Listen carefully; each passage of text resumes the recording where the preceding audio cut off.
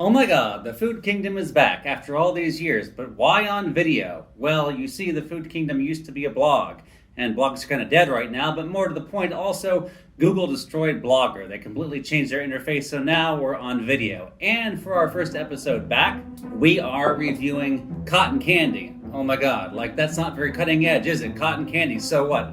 Yes, but have you ever had cotton candy with real honey, granulated honey? That is the secret. That's how you're able to get it all feathery while at the same time being honey, because you don't want to dump a bunch of honey in a big vat. Okay, we'll get to that later. First of all, a disclaimer. This episode is reviewing something by a friend. I know, nepotism, corruption, it's just not right.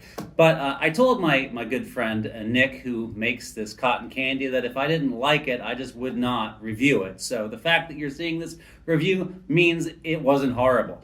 All right, that's a good start, right? Now, we're going to have 6 different flavors of cotton candy in this case, and we're going to start with classic, fancy floss. Yeah, it's just, your pink stuff with the... What is cotton candy flavor? I mean, like, you sometimes see cotton candy flavored soda, and then this is like cotton candy flavored cotton candy. Okay.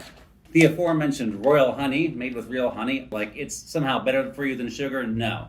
It's vegan? Well, no. Poor bees, think of them. We have Yeti. I don't think this contains some chemical that's going to create the sensation of cold on your tongue. It's like it's snow. I don't know. We're going to find out. Gin. Okay, now if anyone here knows what a gin is, that's like the supernatural creature. So is this like exhilarating multiculturalism, or is this appropriation to be condemned? You're going to have to decide that for yourself, and perhaps much will depend upon the taste. Is it in poor taste? Does it have good taste? I'm looking forward to this one, blue raspberry, sour blue raspberry, because let's face it, cotton candy, it's all sugar, it's too sweet, right? And then freedom floss. Freedom floss, what is this, the second Gulf War or something? Are we like rah, rah, rah, yay, America? Well, let us see. Oh, and it's cupcake flavor. What is cupcake flavor? Is it easy to open? That's what I want to know. I'm such a klutz with these things. The heat seal comes right off. So we're going to try the very first piece of floss here. Look at that. I'll never really get used to the way that like cotton candy just dissolves in your mouth. I'm not going to go overboard and say, oh my god, amazing, it melts in your mouth. Now, cotton candy does that, but after a long time in this bag, it still tastes pretty fresh, pretty much like new. Not going to lie to you here, it's not going to set the world on fire, but this is really good, solid cotton candy in a bag. Palate cleanser. All right, obviously we're all really excited about this royal honey. What does cotton candy made from honey taste like? This is like, you could look at this as sort of like the insulation of the beehive. I'm going to say that this honey cotton candy is kind of subtle. So, if you have like kids that just want something fun, maybe this isn't going to delight them. Maybe what you want is, this is adult cotton candy. You could have this with a sauterne, and you could have this with an ice vine. Interesting. It's almost like if Bit O' Honey made a crumble cake. Final verdict, it be good.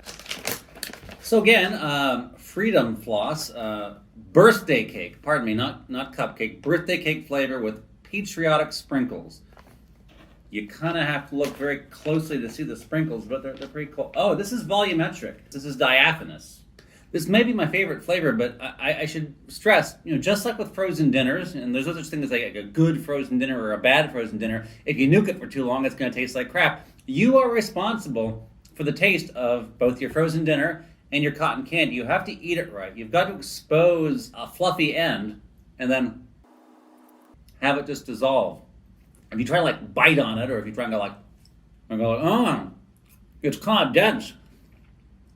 It takes a long time to dissolve. Well, duh, you ate it wrong. This one definitely has the coconut, or, well, I see in the ingredients palm oil. I wonder if that's one. But it's like coconut sugar. So far, freedom is the best. Okay, blue raspberry, sour blue raspberry. As it's been explained to me, they make it by the normal process, and then the sour is sort of integrated into it later or something like that. Ooh, this is weird. This has less tensile strength. It has less elasticity. Perhaps the sour powder does that. it just kind of breaks off. It doesn't stretch. That doesn't mean it tastes bad. Let's see.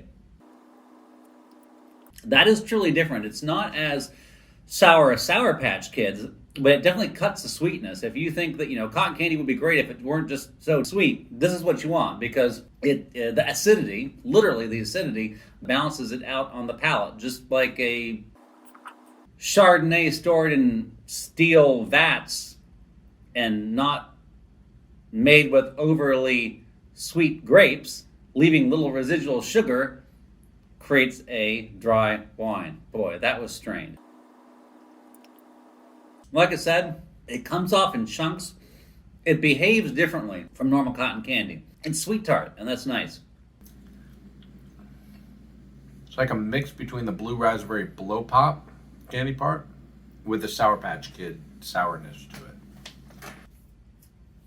If I had 3 wishes, one of them would be for, a cotton candy that's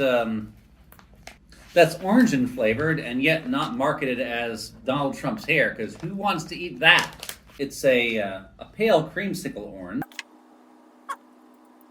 I feel like it needs a bit more orange. Maybe it's going for sort of orange cream, but the orange flavor is kind of there, but not there. It's not unpleasant.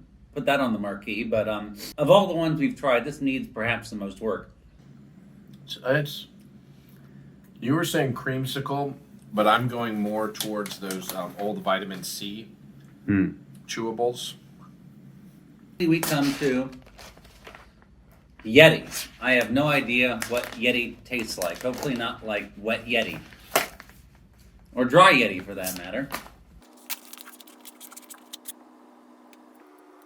I'm going to have to go back and ask Nick what this flavor is supposed to be, because it's really interesting.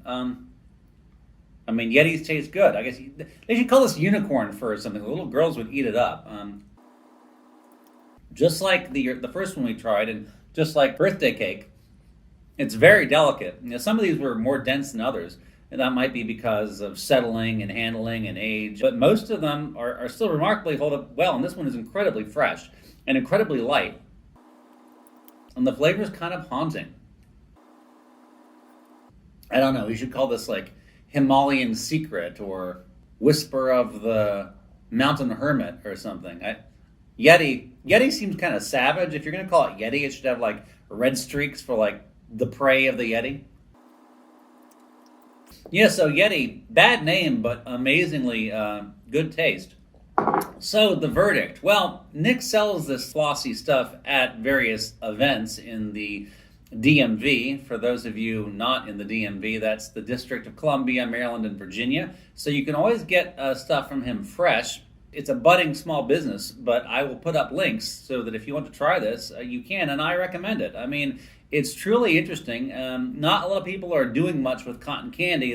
The space is not very crowded. I had a great time tasting these. It's always nice to eat something that has absolutely no nutritional value and just indulge in the pleasure. I still get sort of shivers when that sugar that had such volumetricity at first dissolves to nothingness. It's sort of a metaphor for the transience of life.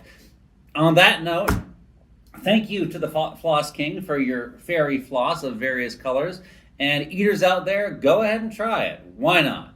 What do you got to lose?